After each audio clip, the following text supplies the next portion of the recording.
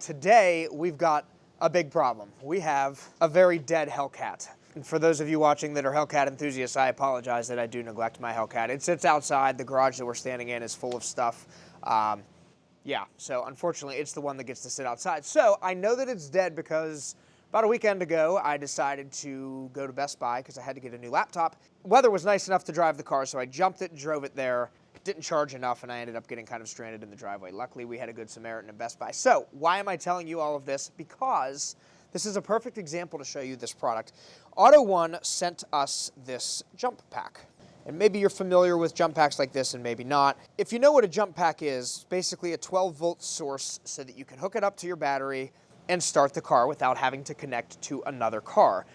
Historically speaking, these were really, really big and heavy. So up until the last few years or so, they would weigh like 40 pounds and they had a big handle on them and big cables. And we have one at the shop because they're really powerful. For most cases, these are far superior to those. In fact, sometimes I think they work better to jump the car. And they're really easy to carry around and just keep in your car in case something like that happens. It comes in a nice carrying case with a zipper. Open it up, you've got the quick guide, JSO2 jump starter, and then you've got the cables that actually get connected to the battery.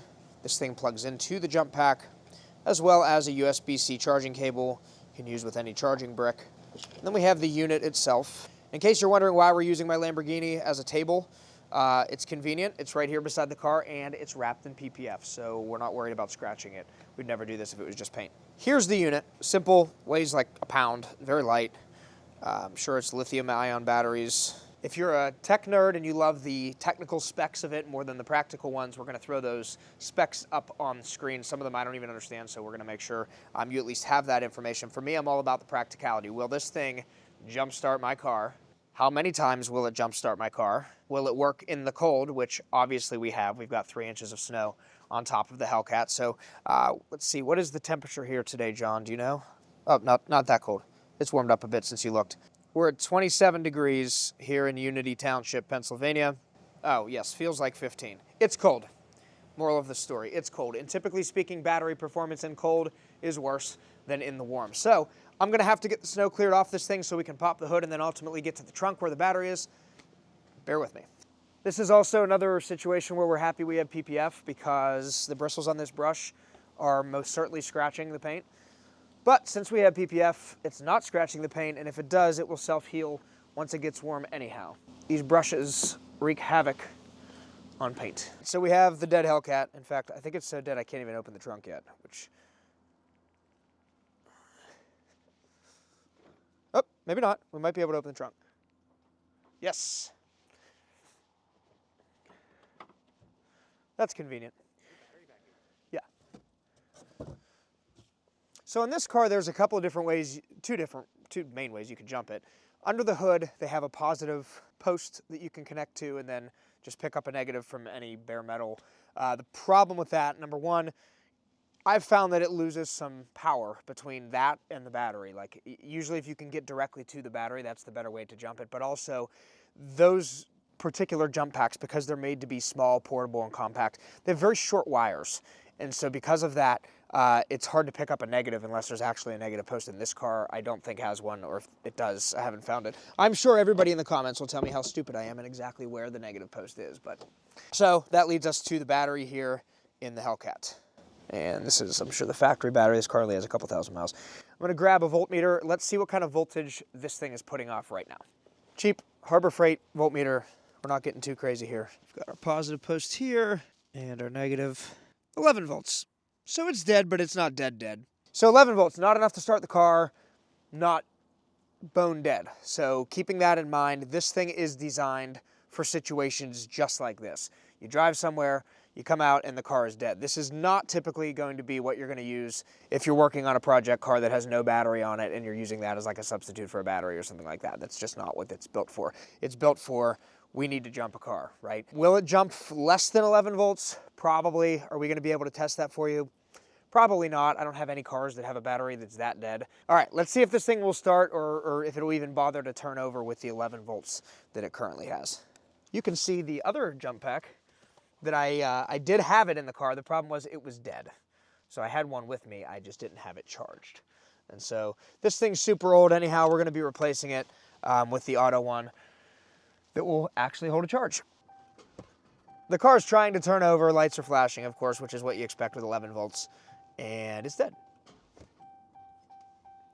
It makes me sad. Sad Hellcat. It sounds bad. It's dead. Let's hook up our AutoOne jump pack and see what happens. This little cover, gotta take that off. This can only go one way. You can't mess it up. One's round, one's shaped like a D. If you could mess it up, that would be bad. You can see we're fully charged on our jump pack. Let's go try it out. So the thing you want to pay attention to here, obviously, is make sure that your positive goes to positive and negative goes to negative. If you're not familiar how to do that, you just look at the battery. There should be a plus and a minus, or at least a plus, and that's it. They're nice. They're long enough, actually. Those are longer than the ones that I have for the other one that doesn't work, that doesn't hold a charge. So here we go. We're going to hit the button again, because for some reason it shuts itself off. I'm going to turn the flashlight on. I'm not sure how I did that. But there's a flashlight, which is actually really convenient, because if you broke down at night, no lights around, you could have a problem. And now we're going to fire it up. As expected, the car starts. And we're going to shut it off quick, because we don't want the alternator to recharge the battery and then kind of skew this. So we're going to see how many times we can start this thing.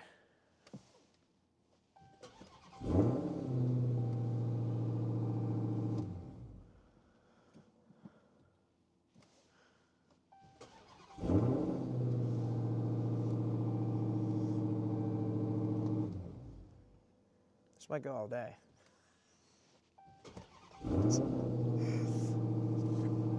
So, my old one would have already been dead even from a full charge. I would have gotten about 3 or 4 starts out of it, and then it would get very weak, and then it would die. This one is showing no signs of weakening.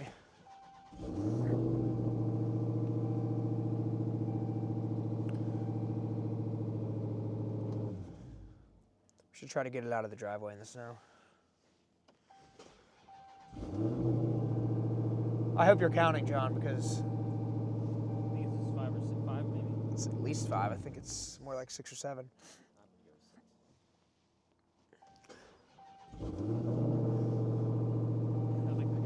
It's just flowing around. Easy entry. Let's see if it's dropped at all. It's down to 3. It's down to 3. That's a lot of starts from this.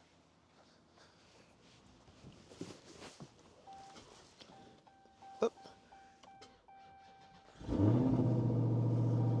She's getting weaker.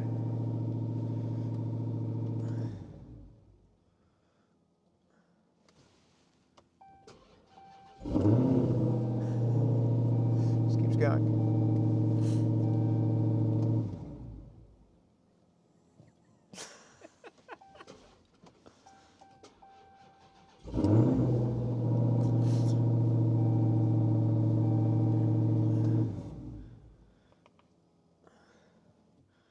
My neighbors are probably very confused. She might have one more in her.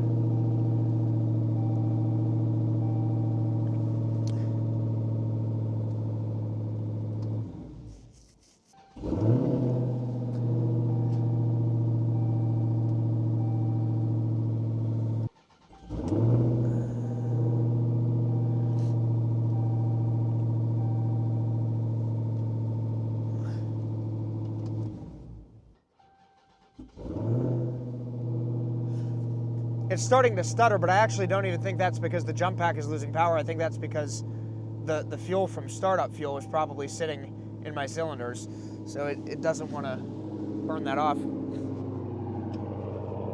Yeah, we're still at 3.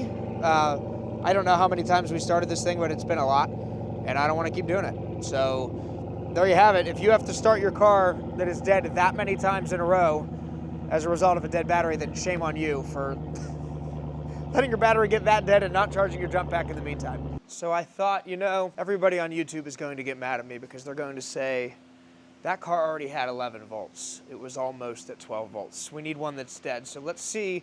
This is a 67 Beetle. It's the first car I ever owned. Me and my dad built this from the ground up. I haven't moved it in about 7 years. So these batteries are dead.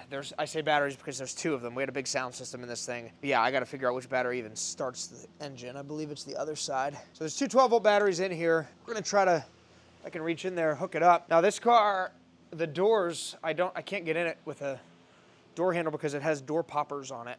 So there's a secret way on the outside of the car to fix that problem if you need to, but, oh look, the flashlight is proving to be very helpful right now.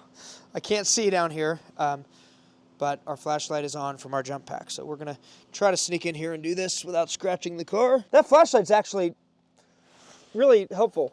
I don't see one. Okay, it's hooked up. Oh, it's kicking relays. Things are happening. Door popper works. The car's not going to start, I can promise you that.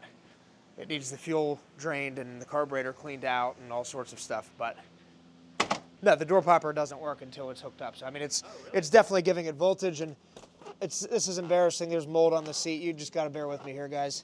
This car has been neglected for far too long, and I actually feel bad about it. I wanted to get it going this winter. Pump our gas just in case on the off chance that this thing actually fires up. Okay, yeah, nothing is happening. I'll be honest, I think it's more because of this relay. Let me try swapping it to the other battery. It's been so long. We're now connected to the other battery. I think they might both have to have a charge in order to turn the engine over. So I don't think that this is going to be possible. Oh, I'm wrong. Not only am I wrong, I have a voltmeter and it's reading over 14 volts.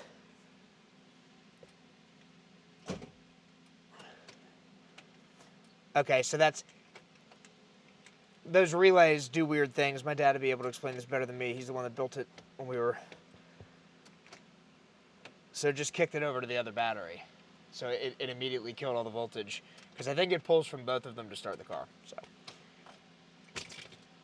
unfortunately, I can't show you that, but it was enough voltage to pop these doors open, and they haven't been open in years. So even after all of those starts, this thing's still putting out 14.7 volts. So there you have it, guys, the AutoOne jump starter. Definitely gets a thumbs up from me. Many jump packs on the market, many small portable ones. Not many of them last that many jumps in a row. I think this thing's a good buy. It's definitely going to live in my Hellcat, and I'm probably going to order a couple of others to keep in some of the other cars, because somehow I always end up with a dead battery because I just have too many cars. Okay, so we have another dead battery. So one more thing we're going to show you.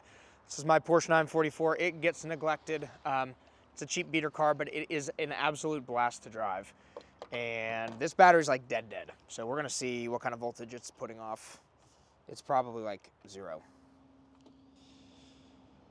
2.1. So it's as close to dead as you can get, really. I anticipate that this thing will have no problem jumping that based on the performance with the Hellcat. So here we go. I mentioned this on my when I was dealing with the Hellcat as well. These are a little longer than typical jump packs that I've used, which makes it much more convenient. Like it's way easier to hook that up. Oh. There she is. Of course, we expected it to work, but evidence that even at 2 volts, we can fire up a 944 with that jump pack. Thank you for tuning in and watching, and make sure you go check this thing out and get one to put in your car, your kid's car, your grandma's car. Everybody know, great gift idea too. See you next time.